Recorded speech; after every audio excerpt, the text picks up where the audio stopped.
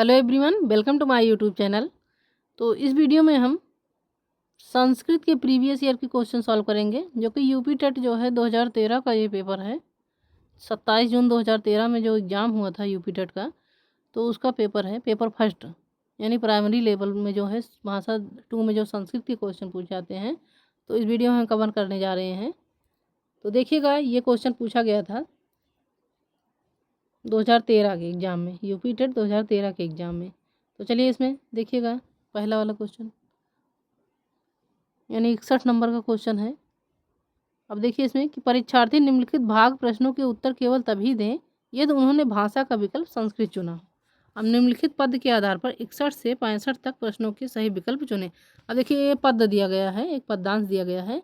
अब 61 से लेकर के 65 तक जो है, तो इसी में से आपको जो है क्वेश्चन ढूंढना है। तो देखिए पद है, नीर क्षीर विवेके हंसलास्यम त्वमेव तनुषे चेत और विश्वामित्र धनुन्नानः कुलवृतम पालयस्यति काह। अब इसमें कहा गया है कि क्षीर शब्द का अर्थ है, तो क्षीर शब्द का अर्थ होता है दूध। क्षीर शब्द का जो अर्थ होता है वो दूध होता है। इसमें कहा गया है कि हे हंस, यदि नीर से क्षीर दूध को विलक करने में तू ही आलस्य करेगा, तो फिर इस संसार में और दूसरा कौन अपने कुलव्रत का पालन करेगा। अर्थात यदि सज्जन ही उत्तम कार्य करने में अथवा अपनी मर्यादा के पालन में आलस्य करेंगे, तो फिर साधारण मनुष्य अपने धर्म विरुद्ध कार्य करने में क्यों नहीं हिचकेंगे। अब देखिए 62 नंबर क्वेश्चन इसमें दिया गया है कि इस श्लोक में हंस को किस व्रत का पालन की शिक्षा दी गई है। अब इस श्लोक में पूछा गया है कि हंस को किस व्रत के पालन की शिक्षा दी गई है। तो हंस को जो है कुल व्रत पालन की शिक्षा दी गई है इस श्लोक में जो है। तो हंस को कुल व्रत पालन की शिक्षा दी गई। देखिए ये कुल व्रतम दिया गया है, तो इस श्लोक में हंस को कुल व्रत पालन की शिक्षा दी गई है। सो इसका राइट आंसर हो जाएगा ऑप्शन नंबर बी। अगला है कि प्रस्तुत श्लोक में कवि ने किसे संबोधित किया। अब प्रस्तुत श्लोक में पूछा गया है कवि ने किसको संबोधित किया है। तो आइए देखिए श्लोक देख लीजिएगा कि इसमें जो है हंसालस्यम यानी हंस को जो है संबोधित किया है। तो प्रस्तुत श्लोक में कवि ने हंस को संबोधित किया है। सही उत्तर इसका हो जाएगा ऑप्शन नंबर ए। अगला वाला है कि हंस के किस गुण का वर्णन किया गया है। तो इसमें देखिएगा कि हंस के पूछा गया है कि किस गुण का वर्णन किया गया है। तो हंस के नीर क्षीर विवेके यानी ऑप्शन नंबर सी कि नीर क्षीर विवेके मतलब रूपी गुण का वर्णन करते हुए उसे अपने कुलव्रत के पालन में लगे रहने के लिए कहा गया है, क्योंकि क्षीर दूध और नीर जल को अलग करने का उत्तम गुण हंस में पाया जाता है। अब 65 नंबर क्वेश्चन देखिएगा कि हंस को क्या ना करने का निर्देश दिया गया है। तो इसमें देखिएगा जाहिर सी बात है, साफ साफ लिखा है श्लोक में आलस्य। हंस को जो है तो पद में हंसा आलस्यम अर्थात हंस को आलस ना करने का निर्देश देते हुए स्वयं के कार्य में लगे रहने के लिए कहा गया है, यानी इसका राइट आंसर हो जाएगा ऑप्शन नंबर ए। तो ये तो रहा श्लोक वाले क्वेश्चन। अब देखिए फिर दिया गया है कि निम्नलिखित श्लोक के आधार पर 66 से 70 तक प्रश्नों के उत्तर दीजिए।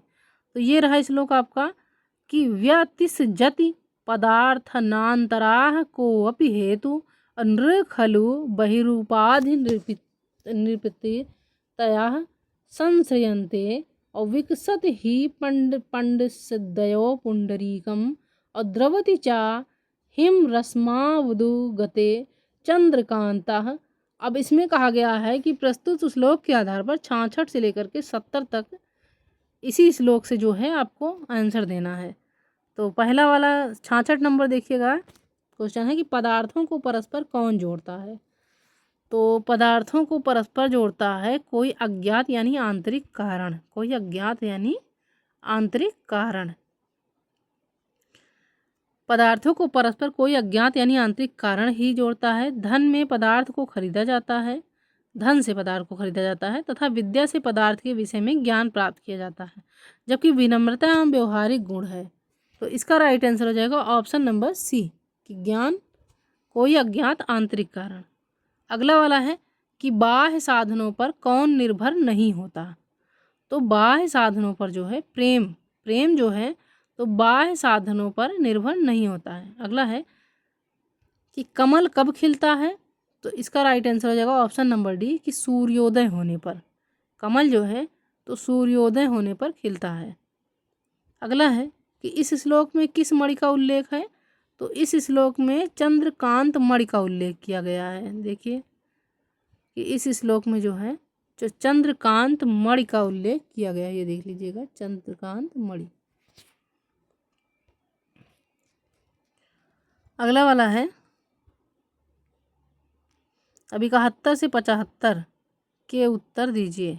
इसमें भी श्लोक पूछा गया है कि भवन्ति नम्रस्तर्वः फलोद्गमय और नर्वाम्बु भीदूर विलम्बिनो घनाः अनुद्धताम सप्तपुरुषः समृद्धिभिः स्वभाव एवं परोपकारिणाम। अब देखिएगा इसमें भी जो है इसी श्लोक से आंसर आपको देना है कि कवि ने वृक्ष मेघ तथा सतपुरुष को कहा है। तो कवि ने वृक्ष मेघ तथा सतपुरुष को कहा है परोपकारी। अब ये रही इसकी व्याख्या, आप लोग देख लीजिए व्याख्या। अगला वाला क्वेश्चन है कि भवंती में कौन सा लकार है। तो भवंती में देखिएगा लट लकार है। भवंती में लट लकार है या भू धातु का लट लकार प्रथम पुरुष का रूप है। राइट आंसर इसका हो जाएगा ऑप्शन नंबर बी। अगला वाला है कि वृक्ष कब झुक जाते हैं।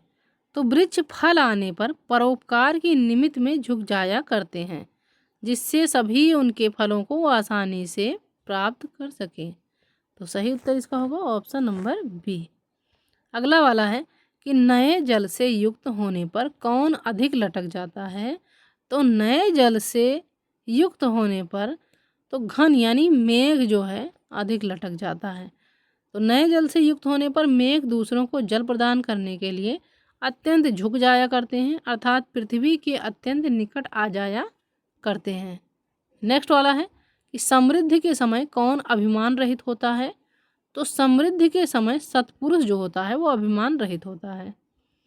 अब फिर गद्दांश दे दिया गया है, देखिएगा कि 76 से 80 तक जो है तो गद्दांश से ही आंसर देना है कि पांडवानाम कौरवाणाम चा युद्धम कुरुक्षेत्रे संवृतम अष्टादशभिर्निश्नयश्च प्रतिफलितम तस्मिन् युद्धे दुर्योधनाः रणे पराजिताः और निहतश्च निजदल बलेन साकं पांडवाश्च श्रीकृष्णाय साहाय्येन विजयशालिनः संवृत्ताः कालांतरे द्रौपदी सहिता पांडवा अभिमन्युतनयं परीक्षितं हस्तिनापुरे समाभिश्च हिमालयं जम्बुः। अब देखिए इसमें कहा गया है कि प्रस्तुत गद्दांश के आधार पर 76 से 80 तक के प्रश्न को करना है। तो आइए देखिए 76 से 80। युद्ध में पांडवों की सहायता किसने की। तो युद्ध में पांडवों की सहायता जो है कृष्ण, भगवान श्री कृष्ण ने किया है। सही उत्तर इसका हो जाएगा ऑप्शन नंबर डी। अगला है कालांतर में द्रौपदी सहित पांडव कहाँ गए। तो कालांतर में द्रौपदी सहित जो है पांडव वो हिमालय पर गए थे। यानी युद्ध के पश्चात पांडव ने अभिमन्यु के पुत्र परीक्षित को हस्तिनापुर राज्य सौंपकर द्रौपदी सहित हिमालय पर चले गए। अगला है कि पांडवों तथा कौरवों के मध्य युद्ध हुआ। तो पांडवों तथा कौरवों के मध्य जो युद्ध हुआ था वो कुरुक्षेत्र में हुआ था। वर्तमान में ये पानीपत में है। पांडवों तथा कौरवों के मध्य युद्ध जो हुआ था वो कुरुक्षेत्र में 18 दिनों तक हुआ था, जिसमें पांडवों की विजय हुई। अगला वाला क्वेश्चन है कि महाभारत का युद्ध कितने दिन चला था। तो देखिएगा इसमें ऊपर ही दिया गया है कि महाभारत का युद्ध 18 दिन चला था। तो महाभारत का युद्ध 18 दिन यानी ऑप्शन नंबर फर्स्ट जो है इसका राइट आंसर हो जाएगा। अगला है कि युद्ध में कौन पराजित हुआ। तो युद्ध में पराजित हुए थे दुर्योधन, पांडव विजयी हुए थे। फिर अब देखिएगा गद्दांश इसमें दिया गया है कि 81 से 85 तक प्रश्नों के उत्तर प्रस्तुत गद्दांश के आधार पर देना है। तो देखिए प्रयागः गंगा यमुनो संगमे स्थिता अस्ति अत्र ब्राह्मणा प्रकटस्थ करणात् अस्य प्रयागः नाम अभवत्। प्रयाग नगरम पुराणेषु पवित्रतम पुण्यदम मोक्षदच्च कीर्तितम इदम नगरम भारतवर्षे प्रमुख नगरेषु वर्तते। प्रयागस्य अपरं नाम इलाहाबाद इत्यापि वर्तते। इदं कथ्यते यदि प्रयागस्य इलाहाबाद नाम अकबर नामा सम्राट सो इलाही धर्मानुसारेण कृतवान् प्रयोगे उत्तर प्रदेशस्य उच्च न्यायालयो अपि स्थितः अस्ति। प्रयागः उच्च शिक्षायाः प्रधानं केन्द्रम् अस्ति। इदं नगरं स्व ऐतिहासिक महत्वमपि अधिकरोति। अब गंगा यमुना का संगम कहाँ पर है? तो गंगा यमुना का संगम जो है ये प्रयागराज में है।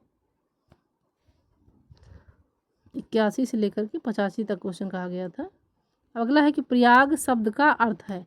तो प्रयाग शब्द का अर्थ है प्रकृष्ट में। राइट आंसर इसका होगा ऑप्शन नंबर फर्स्ट। अब देखिए इसमें कुछ व्याख्या दिया गया है कि हिंदू मान्यता के अनुसार ब्रह्मा ने सृष्टि कार्य पूर्ण होने के बाद यहाँ पर यज्ञ किया, जिसके कारण इसका नाम प्रयाग पड़ा। प्रयाग का अर्थ होता है प्रकृष्ट याग। अगला है कि प्रयाग का दूसरा नाम क्या है? तो प्रयाग का दूसरा नाम है इलाहाबाद। देखिएगा इसका नाम चेंज कर दिया गया है, इलाहाबाद से अब प्रयागराज जो है कर दिया गया है। नेक्स्ट है कि सम्राट अकबर ने किस धर्म का प्रवर्तन किया? तो सम्राट अकबर ने जो है दीन इलाही धर्म का प्रवर्तन किया है। राइट आंसर इसका होगा ऑप्शन नंबर बी। अगला वाला क्वेश्चन है कि प्रस्तुत गद्यांश का समुचित शीर्षक है। तो प्रस्तुत गद्यांश का जो समुचित शीर्षक है तो वो है प्रयाग ही है। अब अगला वाला क्वेश्चन देखिए, इसमें भी 86 से लेकर के 90 तक के प्रश्नों का उत्तर देना है। अब देखिए इसमें संस्कृत में ये गद्यांश दिया गया है कि जनतंत्रा विधानां शासन प्रणाली अस्माकं देशे प्रवर्तमाना अस्ति।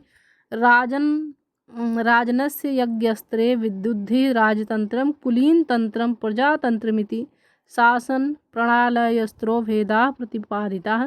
राजतंत्रं राज्ञः शासनं, कुलीनतंत्रं कुलीनानां विशिष्टजनानां शासनं, जनतंत्रं जनानां शासनमिति तैराधुनिकैः व्याख्यातं। जनतंत्रे राज्ञः स्थानं जनाः गृह्णन्ति। कर्तव्यबोध एव जनतंत्रस्य मूलाधारः। यस्मिन् कस्मिन् वा कार्यो नियुक्तः कर्तव्यसम्पादनस्मुक्तः सततं राष्ट्रविकासे निरतः अविहित साध्यन्तो श्रान्तः श्रमशीला देशवासिनो नागरिका एव स्वराष्ट्रमुन्नयन्तु क्षमन्ते इति जनतंत्रपद्धत्याः महादैष्ट्यम्। अब इसमें देखिए क्वेश्चन पूछा गया है कि जनतंत्र में राजा का स्थान कौन ग्रहण करता है? तो जनतंत्र में राजा का स्थान जनता ग्रहण करती है। राइट आंसर इसका हो जाएगा ऑप्शन नंबर ए।